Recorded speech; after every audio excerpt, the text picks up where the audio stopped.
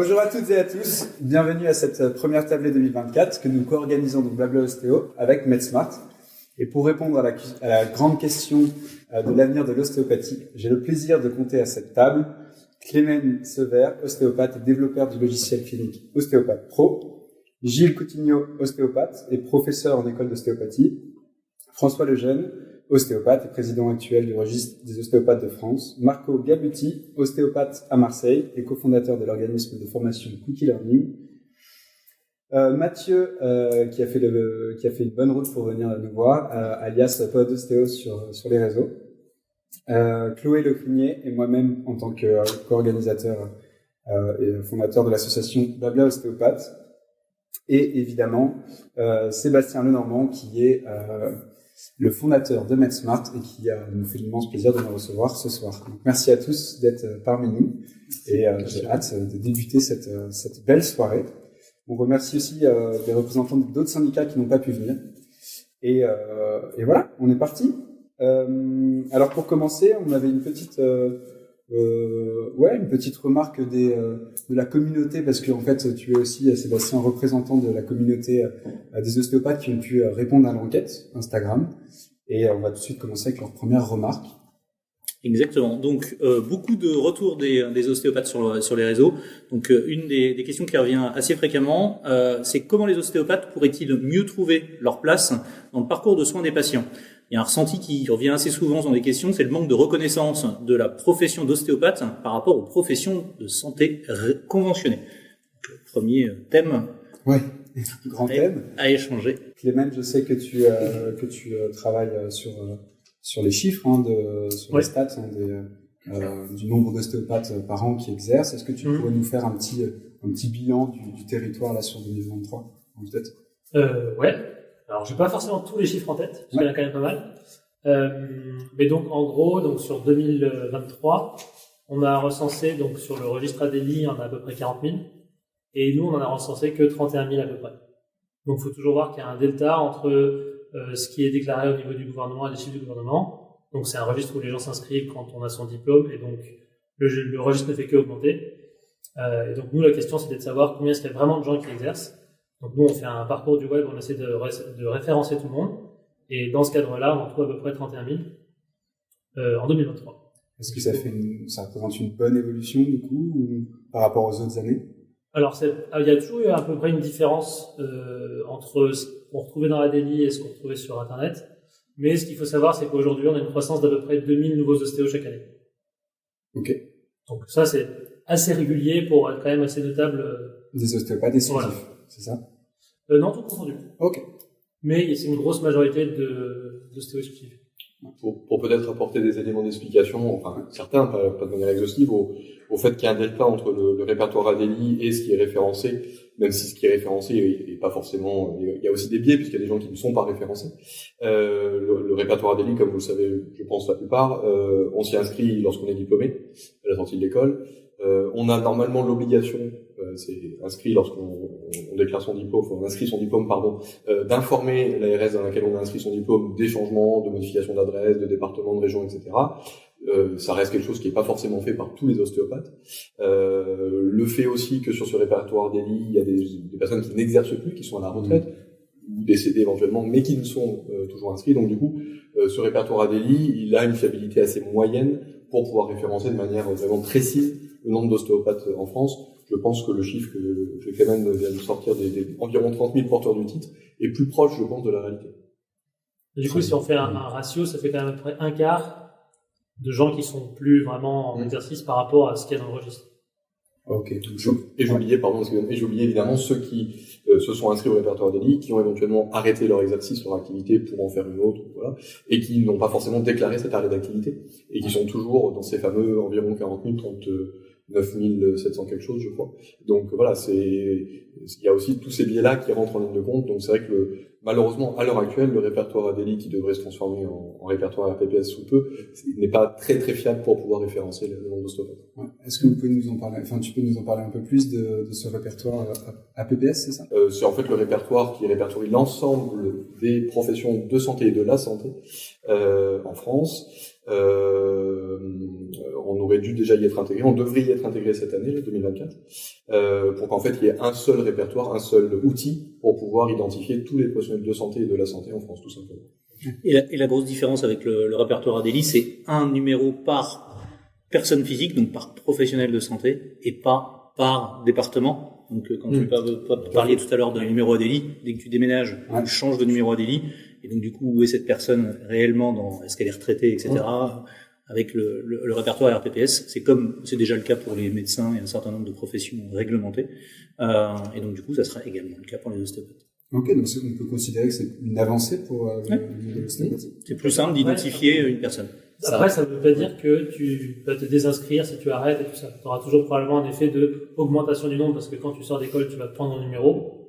Mais après, pareil, avec les gens qui arrêtent ou qui décèdent ou qui partent à la retraite, tu n'auras pas les gens qui vont se désinscrire. Donc, tant que tu n'as pas un organisme qui va faire ça au niveau national et qui va recenser chaque année ceux qui sont vraiment encore en activité, on aura toujours ce même biais de augmentation du registre. En fait, le répertoire Adélie, il est juste à un instant T, c'est au moment de l'inscription du diplôme. C'est pour ça qu'on observe chaque année une croissance d'environ 2000 nouvelles inscriptions. En fait, ces 2000 nouvelles inscriptions sont dues, pour la plupart, aux inscriptions des nouveaux diplômés. Et on va dire qu'il y a que ça qui est vraiment juste, et de manière certaine, puisque là, on sait à ce moment-là, de quelle école ils proviennent, où est-ce qu'ils sont installés.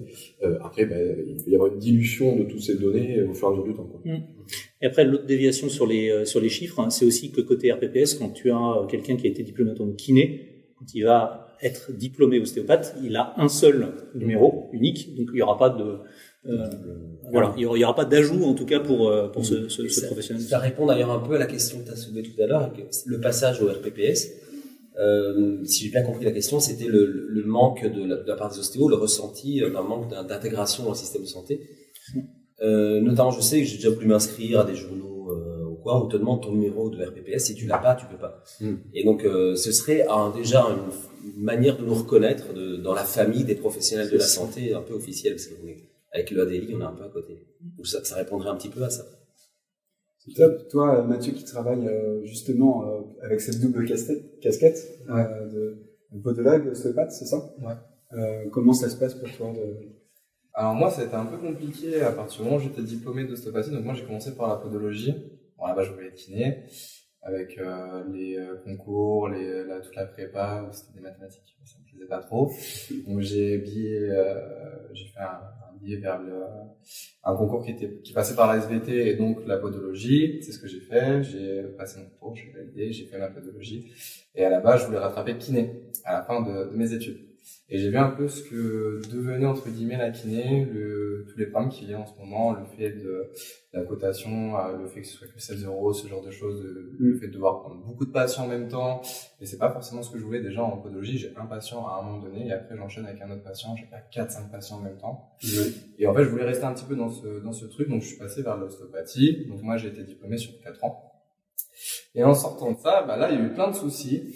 Au niveau des numéros, au niveau de l'URSSAF, au niveau du SIRET, nanana. Au final, je me suis retrouvé qu'avec un numéro, URSSAF. Okay.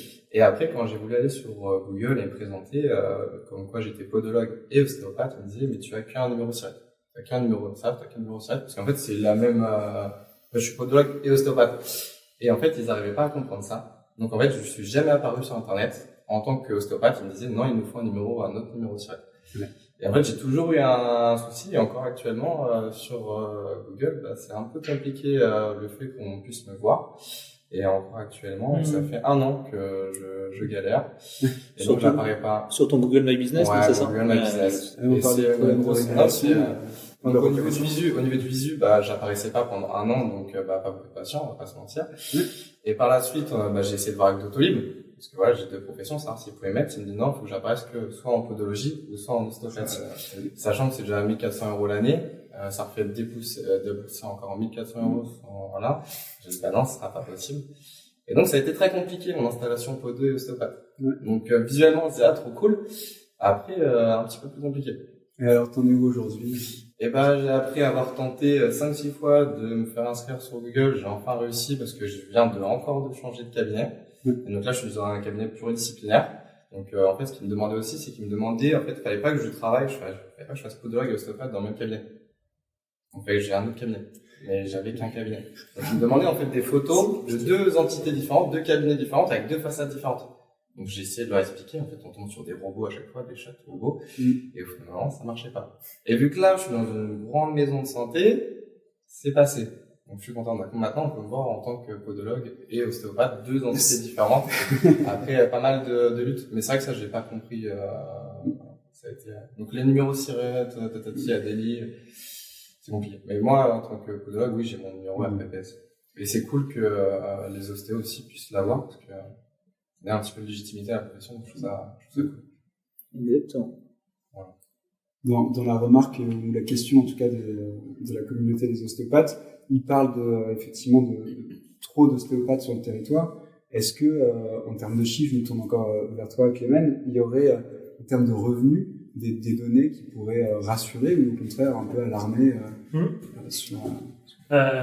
au niveau des chiffres économiques, avant 2023, j'aurais pas trop pu te répondre. Mais ce qui tombe bien, c'est que du coup, en 2023, on a pu analyser les données de l'UNASA, donc c'est les données de l'Association nationale des associations de gestion agréées. Donc il y a pas mal d'ostéos qui en font partie, parce que quand tu es au régime réel, tu as tout intérêt aussi à avoir du coup une AGA, parce que ça t'aide pour la compta et tout ça. Et donc eux font remonter des données agrégées au niveau national et régional. Et ils font ça depuis 2012. Donc c'était intéressant, parce que du coup on a pu voir l'historique depuis 2012. Et on voit que globalement c'est plutôt stable. Sauf en 2023 où par contre les charges ont beaucoup augmenté, donc les revenus ont pas mal aussi diminué. Donc il faudra voir aussi ce que ça donne en 2024, parce que c'est 2023 mais sur les chiffres 2022. Chaque fois il y a un an de décalage. Et il faudra voir aussi ce que ça donne sur combien de gens sont encore à des AGA. Parce que du coup là, avant il y avait des avantages à être aussi en termes d'imposition. Cette année c'est plus le cas. Donc il faudra voir aussi combien de gens souscrivent encore à ça. Sachant qu'on avait à peu près 23% qui n'étaient pas régime réel et qui n'étaient pas aux AGA. Donc on a déjà un quart qu'on voit pas, et parmi ceux qui sont au régime réel, donc normalement qui ont des revenus suffisants pour que ça vaille le coup d'être au régime réel, la moyenne elle est autour je crois que le premier quartile il doit être à 800 € par mois, le deuxième quartile il doit être autour du SMIC, je crois, le troisième est un peu plus haut, et après le quatrième il est pas mal plus haut. Par contre même lui on voit qu'il y a un peu une descente, donc a priori certains gros cabinets ont quand même des diminutions de chiffre d'affaires et ça se répartit un peu plus. Mais il y a aussi un gros biais dans ces chiffres-là, c'est qu'on ne sait pas depuis combien de temps quelqu'un est installé. Donc on peut dire qu'il y a des faibles revenus, mais par exemple si c'est quelqu'un qui vient de finir son école et qui a fait que 6 mois d'activité, c'est normal que la première année ce sera un mauvais chiffre. Donc potentiellement c'est peut-être un peu mieux, mais on ne sait pas trop, il y a encore des zones d'ombre, on peut faire que des spéculations là-dessus. Ok. Est-ce qu'il y aurait aussi, si justement on a une double casquette, l'idée que le chiffre d'affaires on le mette en commun, on le déclare en commun? Toi je ne sais pas comment Mathieu tu déclares, est-ce que tu fais une déclaration en tant que podologue? Moi tout est déclaré sur le même compte. Ouais. Pas de deux entités. Ce que je fais en ostéo et ce que je fais en podo, tout va dans le même endroit. Donc je peux un peu changer les résultats. C'est ça peut aussi être un biais Et après je pense qu'il n'y en a pas beaucoup. Donc par rapport au volume d'ostéo qui sont que ostéo, je pense que ça modifie pas tant que ça, les chiffres. Après les kinés ostéo, par contre, je pense que là ça doit être, je sais pas comment ça fonctionne. Parce qu'il y en a beaucoup pour le coup. Il y en a 15 000 à peu près, sur les 30 000. Logiquement, ce qui régit, c'est le système BNC. Dès lors où on est dans une profession qui dépend de ce système, on rentre dans le BNC, tous les revenus qui y correspondent sont mélangés. C'est pour ça qu'il y a une seule déclaration de l'ostéo. Et un numéro. Mais normalement, tu as un code APE qui te dit c'est quoi ton activité principale. Voilà. Ouais. Et donc, par exemple, au niveau de l'UNASA, c'est classifié par code APE. Mais je suppose que tu peux en avoir qu'un seul. Je sais pas si tu peux en avoir deux en même temps. Après, c'est des pourcentages d'activité. Voilà. Donc, si par exemple, je dis une bêtise, mais si par exemple il est 70% podologue et 30% ostéopathe, il sera inscrit en tant que podologue parce que ça, en fait, c'est une proportion de. Ouais. En théorie, en pratique. Après, si je dis pas de bêtises, aussi, il y a un lien aussi avec les formations que je peux avoir en podologie ou en ostéopathie. Et vu que l'organisme de formation podologie est un petit peu plus intéressant, j'ai préféré rester en podologie plutôt qu'en. Probablement, toi, tes chiffres remonteront dans le podologue et pas à l'ostéopathe. Tout à fait. C'est d'ailleurs le même code APE pour les podologues et les ostéopathes. Je crois qu'il y a la variation, c'est juste la lettre qui qualifie les sous-catégories. les sous-catégories. En tout cas, tu considérais que l'augmentation des charges a été plus significative que l'augmentation du nombre d'ostéopathes sur le territoire? Jusqu'à présent, oui. Ce qu'on a aussi vu, c'est que dans les années passées, il y a eu aussi une forte augmentation du nombre de consultations globalement au niveau du territoire. Donc, c'est-à-dire que l'augmentation de la consommation des soins en ostéo a pas mal augmenté sur les dernières années. Et là, on voit quand même un petit ralentissement. Donc, c'est-à-dire que jusqu'à présent, l'augmentation de la consommation de soins en ostéo a contrebalancé l'augmentation du nombre des ostéopathes. Là, a priori, cette année, on commence à avoir des chiffres qui montrent que la consommation d'ostéo ne continue pas forcément d'augmenter. En tout cas, ça sera à voir. Donc, si ça ne monte plus, ça va forcément se ressentir, du coup, après, sur les cabinets ostéo. Là, on n'aura pas la même dynamique du tout.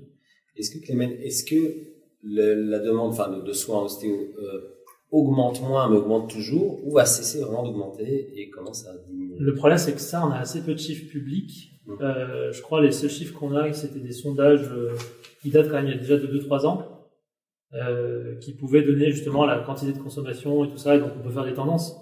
Mais là, sur les dernières années, c'est plus difficile.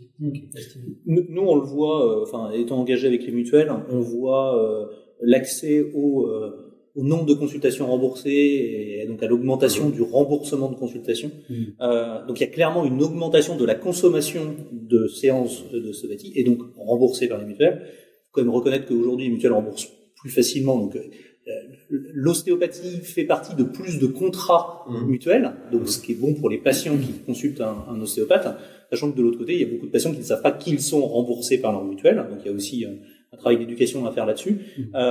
Et deuxièmement, nous on voit aussi une faible diminution, donc assez récemment en tout cas de la croissance du nombre de consultations. Et il peut y avoir, alors là c'est des suppositions, il y a rien de sûr là-dessus, mais néanmoins l'aspect pouvoir d'achat inflation joue. Parce que à partir du moment où on ne sait pas si on est remboursé de sa consultation, quand vous voyez le montant des consultations, il peut apparaître comme important et de temps en temps, certaines personnes vont dire je vais attendre un peu plus avant d'aller voir un ostéopathe. Et on sait bien, vous êtes ostéopathe, que le rôle de la prévention dans l'ostéopathie est hyper important. Et donc du coup, ça donnait à finalement avoir plus mal plus longtemps. Donc ça c'est un vrai sujet. Et donc du coup dans le travail que nous on fait, c'est vraiment ce travail d'information. Et aujourd'hui, quand un patient sait qu'il est remboursé, il va plus facilement voir son ostéopathe. Et Gilles, on en parlait tout à l'heure, il y a aussi un vrai gain pour le système de soins à travers, ça coûte plus cher si on n'a pas consulté au bon moment, parce que justement, ça s'est aggravé. Ça permet de revenir à la question initiale, c'est l'intégration professionnelle via le RPPS, via le fichier ADELI, ça elle est plutôt discutable, il y a une volonté, ça va dans le bon sens. Je pense qu'il faut aussi parler de l'intégration dans le système de santé et de la connaissance par les autres professionnels du système de santé des compétences en ostéopathie. Et aujourd'hui, en tant qu'ostéopathe, moi je pense qu'on souffre plus de ça, de savoir quelles sont nos compétences, à quel moment on intervient, avec qui on travaille, qui on complète dans le système de santé. Et c'est ce travail-là qui est à faire de la part des professionnels sur retrouver une compétence récurrente d'un ostéopathe à l'autre, d'un cabinet à l'autre, que les ostéopathes savent eux-mêmes définir leur place dans ce système-là. Ouais, je pense effectivement qu'on peut rebondir là-dessus, la notion du paysage en fait médical et comment nous, en tant qu'ostéopathe, on va s'inscrire dans le parcours de soins du patient. Je crois que c'est aussi une des choses qui remonte beaucoup lors de l'enquête, Sébastien, le sentiment d'avoir à trouver sa place et comment se définir auprès des autres professions de santé et de la santé pour l'ostéopathie. Je pense que c'est toute la question de l'enjeu actuel. Après, pour préciser ce que je voulais dire, c'est que je pense qu'on a un environnement qui est favorable à l'exercice de l'ostéopathie. Il y a un vrai besoin. C'est pour ça que les mutuelles nous remboursent. Enfin, ça part pas mais qu'effectivement, il y a ce travail des ostéopathes de savoir s'inscrire dans cette démarche-là, y contribuer. On a dans mon exercice de tous les jours, moi j'ai la confiance de plusieurs médecins, de plusieurs cabinets. Enfin, on échange. Souvent, une fois passé la barrière du fait de se connaître, il y a moins de discussions sur les compétences. Les médecins vont identifier facilement pourquoi ils vont nous envoyer un patient, pourquoi ils vont peut-être choisir un autre parcours de santé.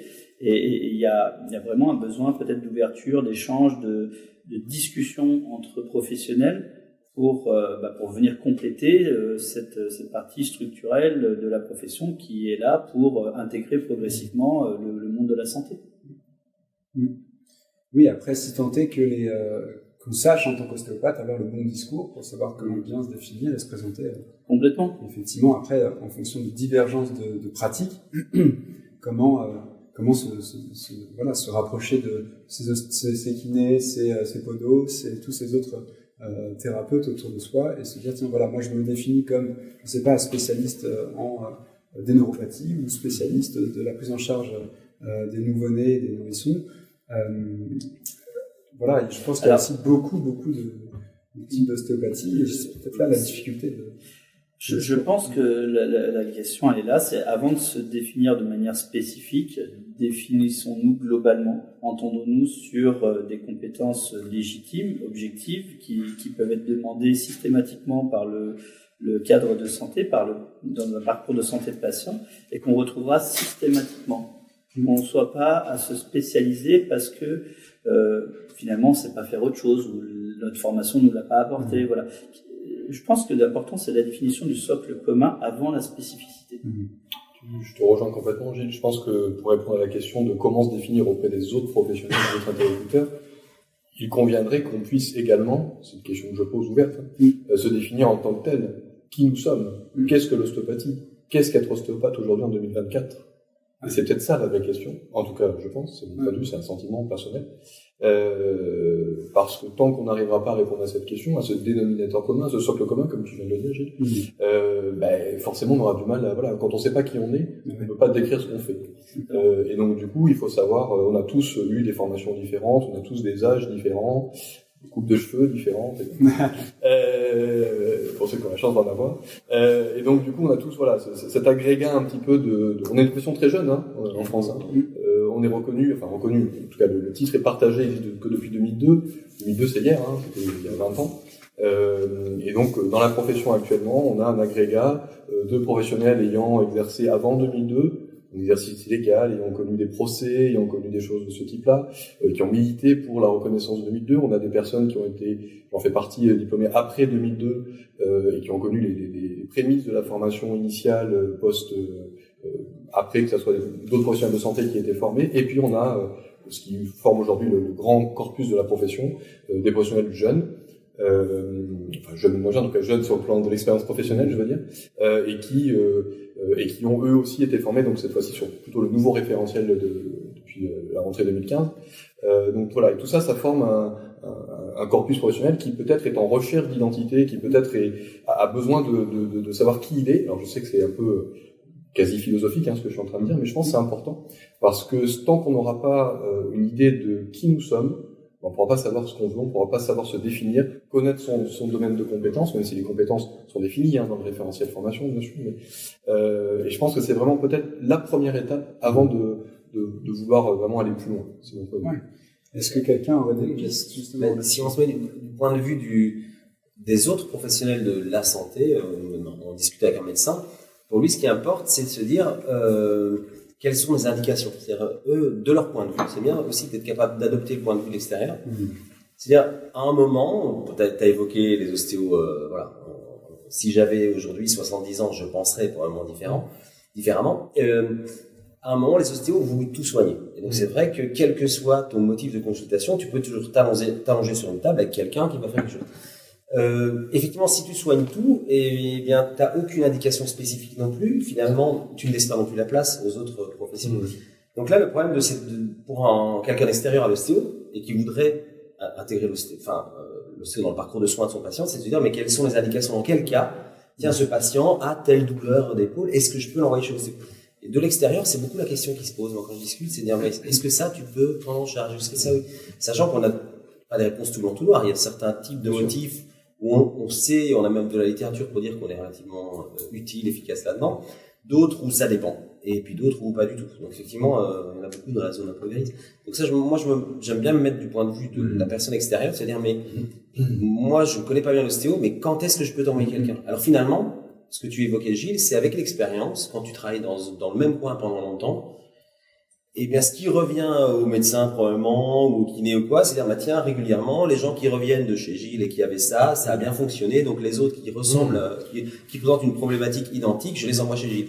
Et ainsi de suite. Sans savoir que peut-être Gilles pouvait aussi prendre en charge des trucs qui ressemblaient à ça. Ce qui est, du coup, j'ai l'impression qu'on soulève un peu un paradoxe d'une volonté d'une définition avec un socle commun, mais qui, elle, doit trouver des réponses par rapport à la spécificité d'un ostéopathe sur un territoire à tel moment qui, lui, s'est formé de cette manière. Je suis d'accord avec toi. Et global et spécifique, on peut l'être à la fois. Oui. C'est-à-dire que je pense qu'on peut être à la fois présent et se reconnaître tous ensemble ostéopathes sur un socle commun, une identité commune ou de valeurs, de compétences, voilà. Ça, c'est le socle commun. Mais chacun ses spécificités, pardon. On parlait tout à l'heure, on disait, en plaisantant, mais c'est assez vrai, et c'est pas forcément un mal, hein. Il y a autant d'ostéopathie qu'il y a d'ostéopathes en France. Ouais. C'est une réalité. Et on est souvent, tu as raison, on est souvent catégorisé par les patients par un type d'ostéopathie. Moi, j'adore casser ces préjugés quand j'ai des patients qui me disent « Ah, on vous a dit que je faisais pas ça ?» Eh ben, ça tombe mal, je vais le faire. C'est pour plaisanter, bien sûr, mais sous-entendu pour expliquer aux patients que, non, moi j'ai une boîte à outils, oui, alors peut-être que les patients qui vous ont parlé de moi, j'ai utilisé la clé à molette, mais là, aujourd'hui, on va utiliser un autre outil. C'est une image, bien sûr. Donc, voilà. Mais je pense vraiment que ce socle commun, il est vraiment important. Je dis pas qu'on n'a pas du tout, je dis pas qu'on part d'une page blanche, hein, bien sûr, mais comme une crise en ce moment. Je pense, voilà. Alors, il semblerait, j'ai entendu, oui, je sais, que nous allions fêter, si tant est que ça se fête, les 150 ans de l'ostéopathie, du moins de ses prémices en Amérique du Nord, cette année, là, au mois de juin 2024. Juste espérer que les 20 ans de la reconnaissance du titre en 2022 auraient permis ça. Malheureusement, ça n'a pas été le cas. Je le regrette, c'est comme ça, c'est pas grave. Peut-être que cette année, ça peut être l'un des chantiers, l'un des projets pour l'ensemble de la profession, de se reconnaître dans un socle commun, une identité commune, pour savoir où on va, quoi, tout simplement. Moi, je pense que c'est aussi un peu le paradoxe de la profession, c'est qu'au début, elle s'est construite quand même très en opposition avec un système de santé, en disant, voilà, nous, on fait ça, c'est différent, d'où les procès, tout ça. Et donc là, on est plutôt, on va dire, dans une phase de crise d'adolescence. C'est-à-dire qu'on a passé un peu la phase rebelle. Donc la question là, c'est aussi, on revient un peu plus vers le système de santé. Mais aussi, tout ce côté rebelle pendant très longtemps a aussi amené plein de dérives. Donc il y a aussi tous ces deux sujets-là qui, à mon avis, sont aussi très présents côté professionnel de santé, qui se disent, OK, comment est-ce qu'ils se définissent, qu'est-ce qui est dans leur champ de compétences, comme tu disais Marco, et surtout vers qui on envoie les gens. Et là-dessus, on a un gros sujet, je pense, tous ensemble pour déjà le définir, parce que suivant effectivement à qui on demande, même le socle commun est complexe à préciser, quoi. Pour te rejoindre dans ta métaphore, je pense que peut-être la profession et l'ensemble des professionnels de la composante, on est peut-être arrivé à l'âge de la maturité aujourd'hui. Peut-être qu'il serait temps d'arriver à l'âge de la maturité. Oui, c'est ça. Il est temps de sortir de ce que disait Marco, d'attendre le retour, c'est-à-dire qu'il y a un vecteur externe à notre pratique qui fasse et qui définisse nos compétences. Le patient qui retourne dans son médecin en disant « Je suis content, vous m'avez envoyé là-bas, ça a bien marché ». C'est à nous d'aller voir le médecin. Moi, j'ai commencé mon activité en 2008 et j'ai commencé directement dans un cabinet médical. Il y avait 9 professions de santé avec moi. À aucun moment on m'a dit qu'est-ce que tu fais là, je sais pas, voilà. Par contre on m'a dit comment on peut travailler ensemble, qu'est-ce que tu es censé faire, qu'est-ce que tu sais faire, et puis voilà. Et ça s'est toujours très bien passé. Ensuite j'ai évolué pour fonder moi-même mon cabinet, voilà, je suis sorti de ça, mais je suis gardé dans cette relation. Et en changeant de site, je suis allé rencontrer, dire aux médecins, vous savez, pour ces choses-là, cela, je peux vous proposer des compétences. Et ça s'est fait très très vite en fait. Pour tout simplement sortir de ce côté, voilà, besoin d'un vecteur de retour. Et ça, aujourd'hui, à titre individuel, je l'ai fait, bon, ça se fait, mais il faut qu'on le fasse de manière collective. Il faut que, dès la sortie des écoles, dès la formation, on ait cette volonté de correspondre aussi aux attentes du système de santé. Et dans ces attentes, je pense qu'il y a aussi tout le côté recherche, qui pour l'instant, chez nous, est encore très balbutiant. Et par exemple, hier, je regardais une conférence justement sur les kinés et leur accès direct, et ce qu'ils doivent prouver pour avoir le droit à l'accès direct. Nous, quelque part, on est très chanceux d'avoir cet accès direct. Et quelque part, les exigences, je pense que tôt ou tard, elles seront les mêmes, voire supérieures. Et donc, on a aussi cette pression-là de pouvoir prouver que ce qu'on affirme est vrai. Donc, il y a aussi tout un travail, je pense, qu'on aura à faire sur la partie recherche, sur notre intérêt clinique et tout ça. Je te rejoins totalement, et je rajouterais même qu'on a aussi une obligation vis-à-vis des patients. C'est-à-dire que vis-à-vis des patients, on a une obligation morale évidemment, mais éthique également. C'est-à-dire qu'on doit leur proposer des soins qu'on sait pouvoir être efficaces. Alors, ils peuvent l'être par différents biais, par l'expérience, par la recherche, par différentes choses, mais qu'on sait être efficace. On peut pas, enfin, je sais pas comment vous travaillez, j'imagine. Moi, personnellement, mon seul objectif à la fin de la journée, de la semaine, du mois et de ma vie, c'est de pouvoir me regarder dans la glace. Et de savoir que ce que je fais, je le fais avec cohérence, bonne volonté, que je sais que c'est pas dangereux pour le patient, ça c'est une évidence, mais voilà. Donc ça, c'est vraiment la base de la base. Peut-être qu'on commence à avoir un socle commun. Pour rebondir sur ce socle commun, on va juste intégrer au débat de Flavie Raymond Desvillettes et Emma Chess, donc toutes les deux étudiantes, et donc présidente de la FEDEO et secrétaire générale de la FEDEO. Merci de nous honorer de votre présence. Merci de l'invitation. On était justement en train d'échanger sur la nécessité, par rapport justement à une inquiétude des ostéopathes qui planent à l'idée d'une reconnaissance auprès des autres professions de santé. Et on disait que c'était important d'avoir une identité, un socle commun. Peut-être que vous, déjà, vous souhaitez réagir en tant qu'étudiante à ça. C'est difficile de sonder tous les étudiants et d'avoir une uniformité dans les réponses, mais globalement, ce qui en ressort, c'est toujours la même chose, c'est une reconnaissance derrière, mais c'était assez compliqué. On a fait un travail notamment sur l'accès au code de la santé publique, etc. Et il y a eu une réponse assez globale qui a été faite dans les différentes écoles, qui était que oui, ils étaient pour l'intégrer, pour avoir une meilleure reconnaissance derrière, mais au vu de l'écriture actuelle du code de la santé publique, c'était délicat pour eux et ils n'étaient pas forcément d'accord pour rentrer dans le code de la santé publique tel qu'il était rédigé en tout cas aujourd'hui. Pas forcément être contre rentrer dans le code de la santé, mais la rédaction actuelle ne leur conviendrait pas et du coup ils ne sont pas positionnés en tout cas pour ça, mais ils sont globalement d'accord pour l'uniformité quand même, une reconnaissance derrière. Ok, alors du coup cette reconnaissance, elle tendrait vers quoi ou quelle serait la conséquence souhaitée des étudiants? Est-ce que vous savez ça? Engager en fait les étudiants, c'est encore difficile aujourd'hui parce qu'il y a beaucoup de freins au fait que les étudiants s'engagent, répondent au sondage, on a un souci de mobilisation. Oui. Sois très rassuré, c'est pareil pour les Oui, professionnels. Je me permets de t'interrompre. C'est peut-être le socle commun à l'ostéopathie. Ça, c'est le socle commun, le manque d'engagement, c'est un socle commun commun. Et du coup, je pense que c'est aussi là-dessus qu'il faudrait peut-être s'intéresser. Enfin, pourquoi est-ce que les ostéos, les étudiants ne s'engagent pas? Nous, je pense qu'on a une petite idée avec la précarité étudiante que les étudiants, aujourd'hui, ils n'ont pas accès aux CRUS et aux bourses, ce qui fait que beaucoup travaillent en fait, à côté de leurs études. Nous, c'est assez rare. Au bureau, là, aujourd'hui, on est très peu. En fait, il y a très peu d'engagement et ça s'explique, en fait. Et après, au niveau des ostéos, je pense que du coup, ça leur découle parce que s'il n'y a pas d'engagement quand on est étudiant, on va pas forcément s'intéresser plus tard à voir voilà, en fait, quand on sort des études, on est seul pour beaucoup, sauf si on rentre dans les maisons de santé ou quoi, et encore, toutes n'acceptent pas la présence des ostéos, donc voilà, mais ouais, c'est encore très individualiste comme métier, et Oui, je pense que... Après, il est difficile aussi d'engager, d'agréger dans un effort et dans une volonté collective des professions qui sont plutôt par définition individuelles et libérales, pour la plupart en tout cas. Donc ça, c'est difficile. Et puis après, alors c'est une analyse très personnelle et qui est peut-être pas juste, hein, mais nos aînés, je parle d'avant 2002, ceux qui ont été formés avant 2002, ils n'avaient pas tellement le choix de s'engager ou pas. C'est-à-dire qu'eux, ils étaient obligés de s'engager parce que s'ils s'engageaient pas, ils travaillaient pas. En tout cas, ils n'avaient pas l'espoir de pouvoir travailler un jour. Ça comme ça plutôt. Je dis pas que c'était mieux avant, hein, c'est pas du tout ça le propos, mais simplement, en fait, à l'époque, l'engagement, il était quasi obligatoire si vous souhaitiez, voilà. Aujourd'hui, depuis 2002 et 2007, 2014, etc., on a la possibilité d'exercer. De mon point de vue, pas dans la mesure où on devrait le faire, je pense qu'il manque encore une pleine liberté pour exercer correctement, ça c'est mon point de vue personnel. Néanmoins, on peut exercer de manière légitime, de manière légale, et donc du coup, maintenant qu'on est légal, pourquoi s'engager? Maintenant qu'on peut exercer, qu'on nous a laissé le droit d'exercer, même si c'est un exercice non total, encore une fois c'est une opinion personnelle, on peut exercer. Donc du coup, forcément, il y a moins cette volonté, je crois, de s'engager, je pense. Le fait d'être dans une situation moins précaire qu'elle n'a été auparavant. Est-ce qu'elle est si moins précaire qu'avant? Ouais. On parlait de la recherche. Moi, ce que je me pose comme question, c'est est-ce que les écoles n'ont pas un rôle clé là-dedans?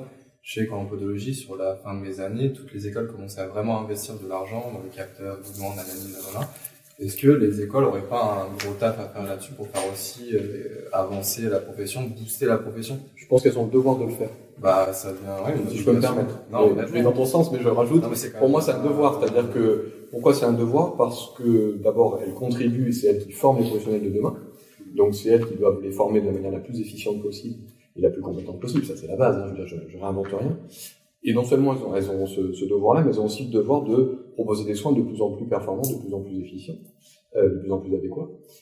Et puis elles ont aussi un devoir, alors là c'est un petit peu boutade, mais elles ont un devoir parce que c'est là où il y a l'argent, tout simplement. On va parler clairement. Si on parle du paysage politique français, là où se situent les finances, là où se situe l'argent, c'est le nerf de la guerre, hein, on peut tourner autour du pot longtemps, mais pour faire de la recherche, il faut de l'argent. Là où est l'argent, c'est les écoles, donc du coup, ne serait-ce que pour cette raison-là, selon moi, elles ont le devoir de mettre en œuvre des projets de recherche, ce que certaines font d'ailleurs, hein, je dis pas qu'elles le font pas. Mais pour moi, je vais dans ton sens, et je dis qu'en plus, c'est un devoir. Pour moi, c'est une obligation. Elles n'ont pas le choix que de ne pas le faire, pardon.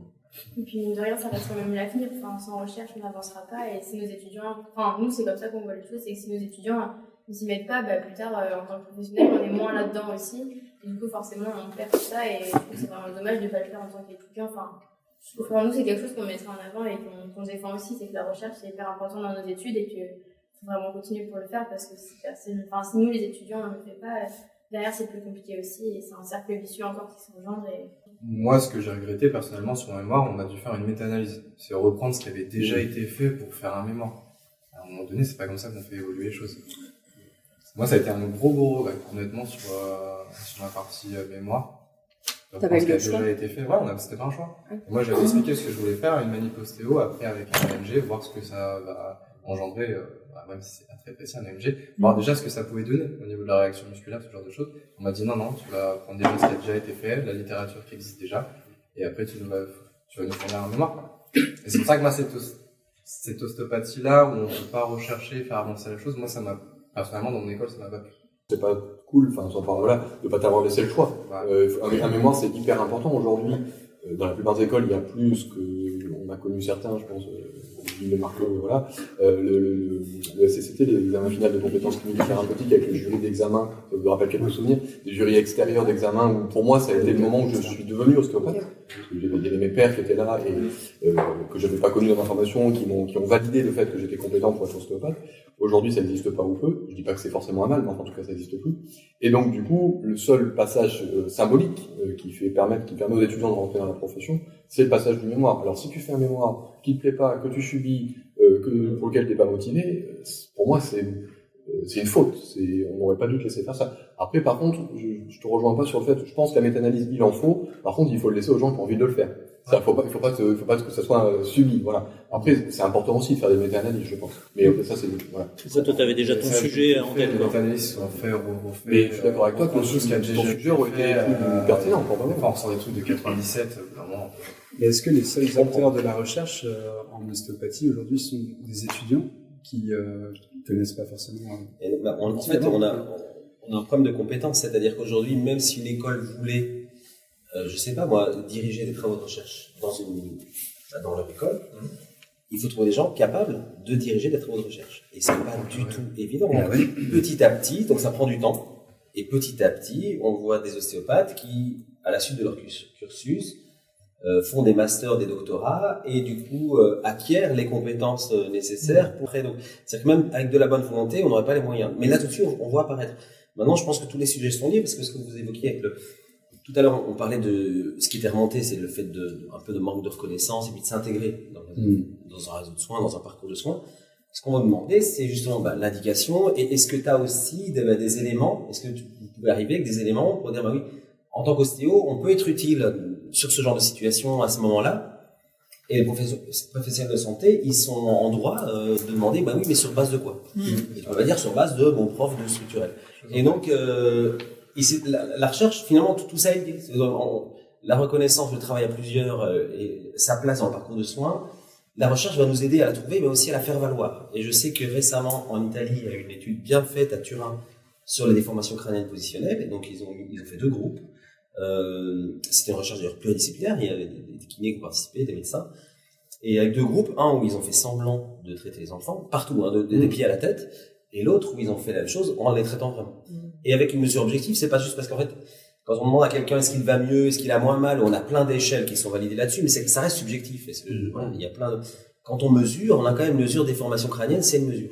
Donc on compare les mesures avant-après, et on voit que le groupe où on a fait semblant s'est amélioré de manière qui correspond à l'amélioration spontanée des déformations crâniennes, qui évolue favorablement. Et le groupe traité, il y a une très grosse différence d'amélioration des déformations crâniennes. Et par exemple, pour avoir discuté avec les personnes qui ont fait cette étude-là, elles disent que grâce à ça, maintenant, les pédiatres ont changé, avec qui ils travaillent, ont changé de regard sur. Donc, même s'ils étaient plutôt partants pour, maintenant, et on peut aller discuter. Tu parlais tout à l'heure, tiens, on va se présenter avec.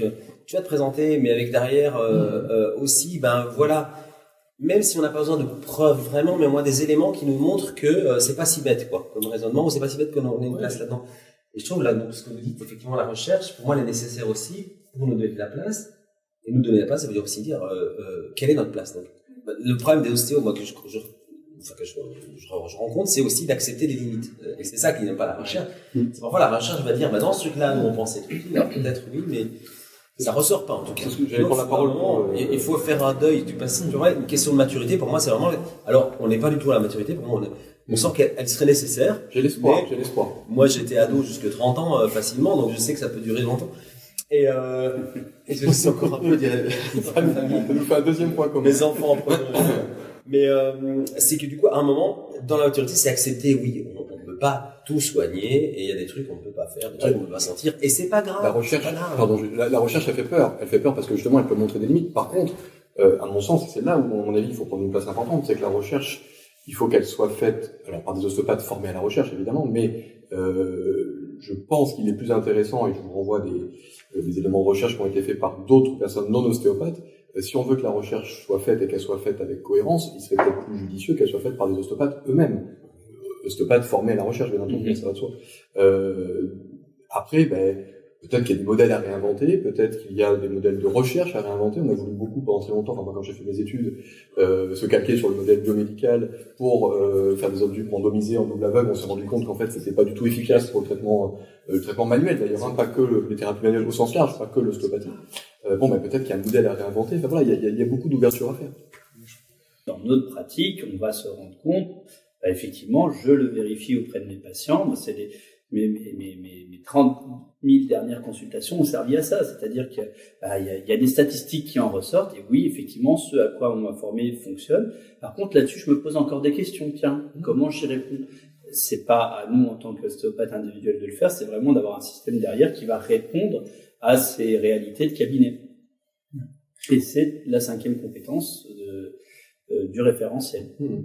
Et après, par rapport à ce que vous disiez sur la partie complémentarité, moi j'ai grandi dans une famille avec un grand-père rhumatologue et ostéopathe, et j'ai pu voir la complémentarité.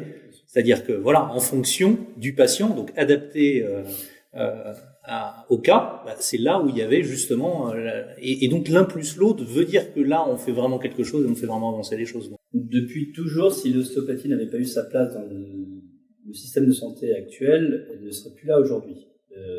C'est une évidence.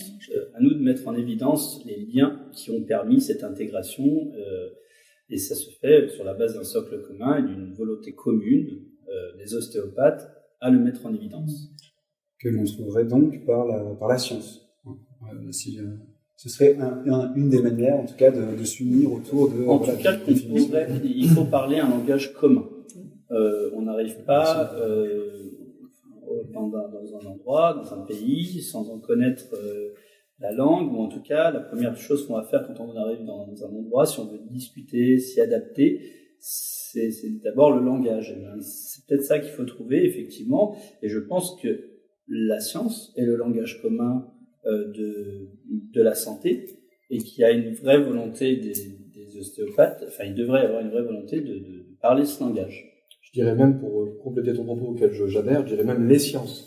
Parce qu'on a beaucoup exploré, on a surtout exploré, les sciences dures, qu'on appelle dures, oui, voilà. Les sciences sociales en font partie aussi, donc je pense que c'est un spectre, les sciences au sens large, je pense, peuvent apporter des réponses, des éléments de réponse. C'est pas la seule chose, bien sûr, c'est pas le seul élément, mais ça fait partie des éléments de réponse. Moi, ça a un peu été dit avant, je pense que aussi les ostéopathes ont peur de la vérité. De se dire ce qu'on fait depuis des années, de façon empirique, ça marche. Mais imaginez, il y a quelque chose qui sort là, on dit, ça marche pas. On se retrouve dans le truc de, ouais, mais ça marche. Et j'ai l'impression qu'en fait, les ostéopathes ne se donnent pas les moyens de faire évoluer l'ostéopathie par peur qu'au final, il nous reste 2-3 outils valables qui ont été prouvés par la science. Après, je sais pas, s'il y a 2-3 outils qui marchent bien, pourquoi pas juste utiliser 3 outils plutôt que faire plein de trucs qui vont dans tous les sens je sais pas, j'ai l'impression que les ostéos ont peur. Comme s'il y avait la peur de pas pouvoir utiliser, si on donne trop de crédit à la science dans nos pratiques, de plus pouvoir utiliser certaines... Il reste plus rien, et au final, on va faire des bons bilans, on va faire des bonnes anamnèses, on va avoir 2-3 techniques structurelles qui marchent bien, et au final, il ne restera plus rien.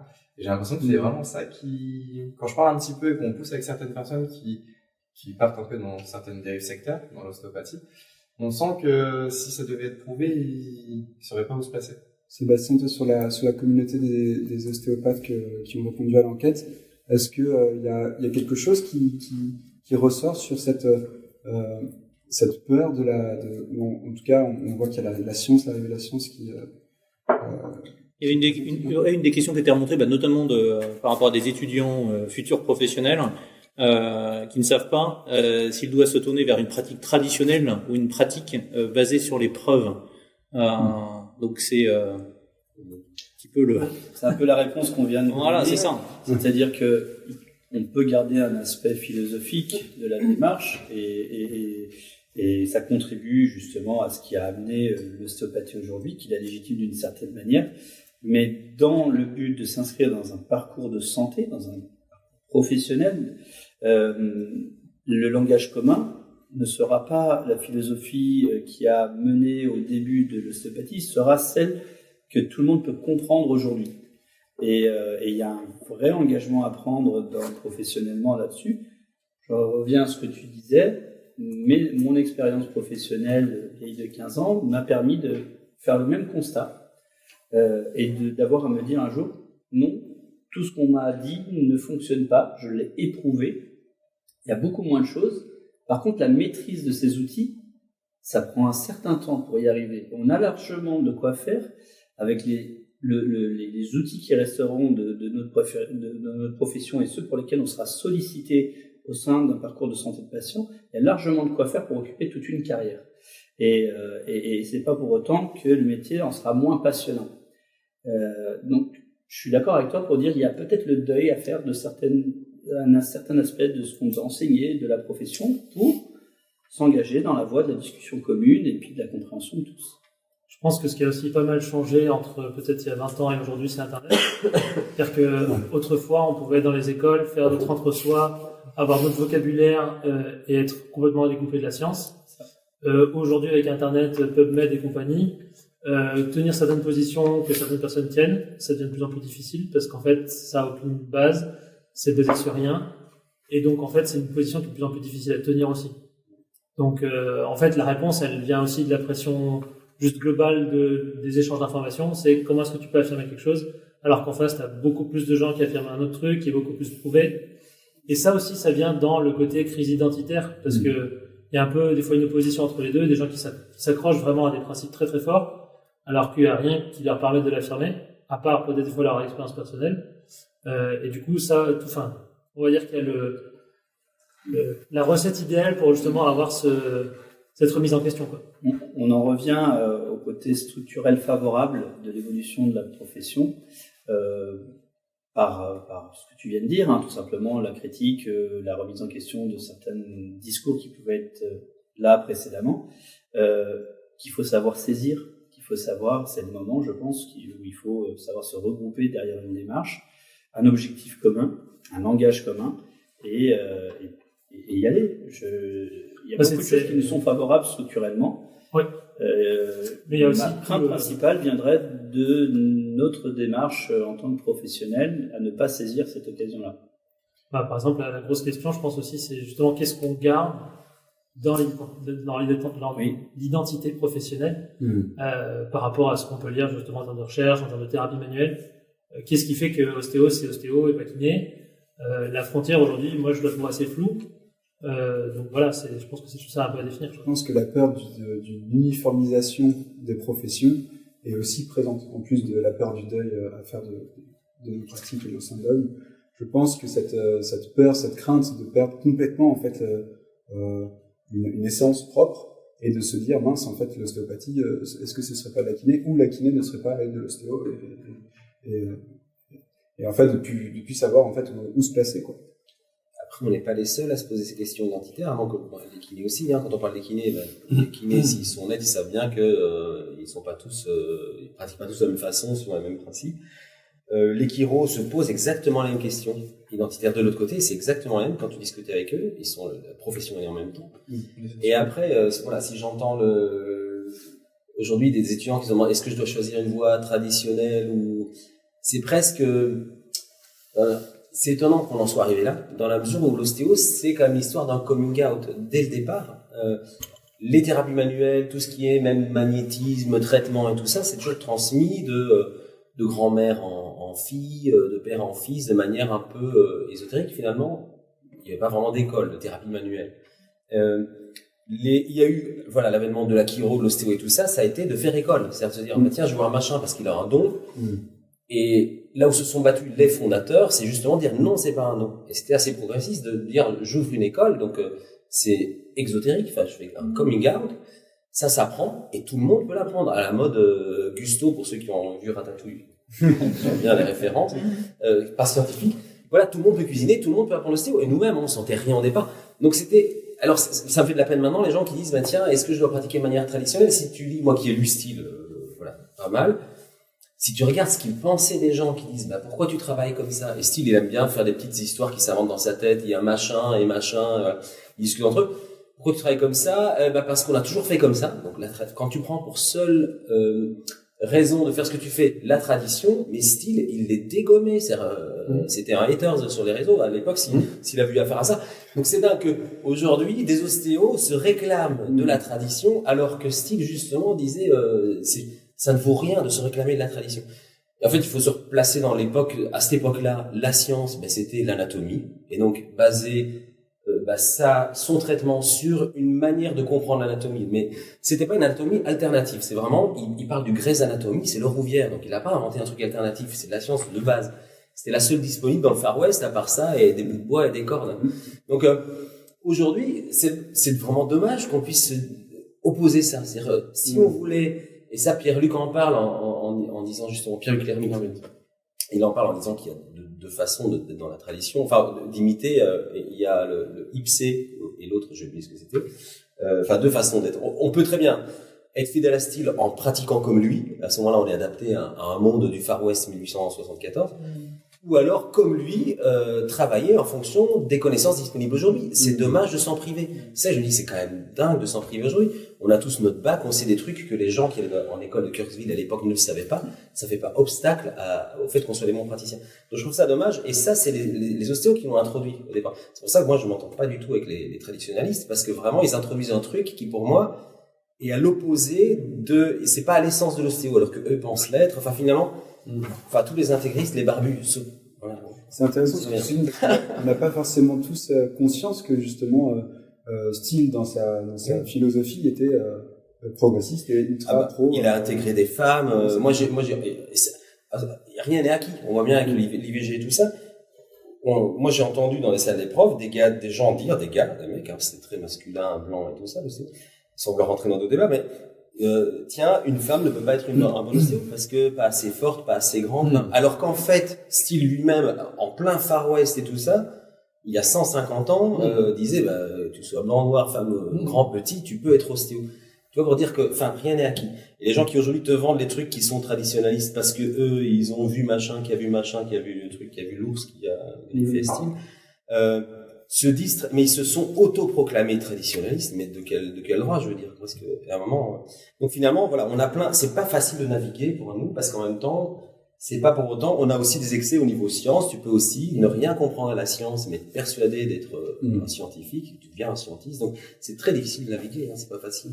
Et donc pour la profession, mais pour dire, on n'est pas les seuls, les chiros se posent exactement les mêmes questions, et aujourd'hui, je discutais avec Jerry un peu plus tard Jerry Draper-Roddy qui est en Angleterre, et eux, ils parlent maintenant de traitement de troubles musculo-squelettiques, et ils incluent toutes les personnes qui, à un moment, vont intervenir dans ce traitement. Je parlais des podologues, des physios, et finalement, certes, il y a plein de choses qu'on traite en commun, quoi. Il y a plein de choses, on se dit bien, si Jean-Pierre, demain, il a mal au dos, il devra voir, pourquoi pas, un podologue, un physio, un kiné, un ostéo-acchiro, et il pourra, dans tous les cas, aller mieux.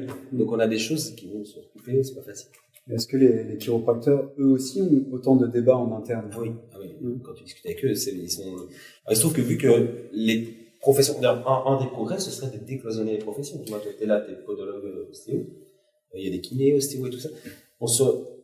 On s'intéresse beaucoup à nous, tu vois, on en parle de nous. Je trouve qu'on s'intéresse pas assez aux autres, et notamment les chiro, ben oui, mais ils le vivent entre eux, ça. Mais on a exactement les mêmes débats. Ils ont les mêmes dérives, ils ont les mêmes postures radicales et tout ça.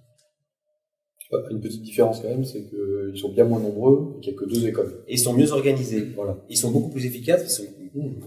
Mais je suis d'accord sur le reste. Nous, on est un peu les hippies de la thérapie manuelle, ostéo.